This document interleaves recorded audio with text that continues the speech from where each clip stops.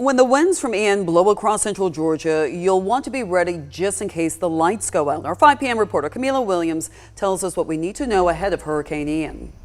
Yes, I spoke with Flint Energies today, and they told me they're prepared to send their crews out in your area if there's a power outage. I also got to see what happens in the field and talk with other power companies on how they're gearing up for Ian.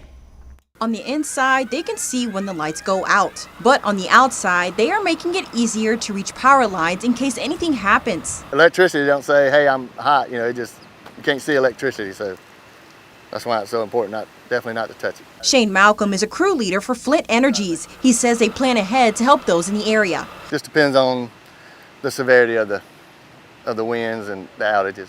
With Hurricane Ian possibly reaching parts of Georgia, Malcolm says once Ian passes, crews will do everything they can. It could be something minor, as a squirrel, or it could be a broke pole because a tree fell, whatever. So depending on, it could take 30 minutes or it could take 3 or 4 hours. With some schools going virtual on Friday, Milagros Montut with AT&T says they are protecting those systems from failing. That we're providing that connectivity, not only with it, with the kids at home, definitely, but for the whole household. That is of the utmost important and the forefront of what we do with AT&T. Chad Nation with Georgia Power says safety for their customers in Georgia comes first.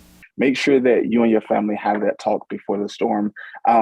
Know the risks that the storms may pose, and during the storm, make sure that you and your family, y'all are in a safe and secure location, away from windows and open doors.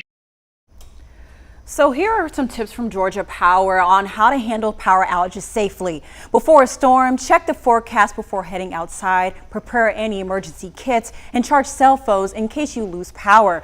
Now, during that storm, you want to take shelter and, stay away from windows and doors after the storm, I should say.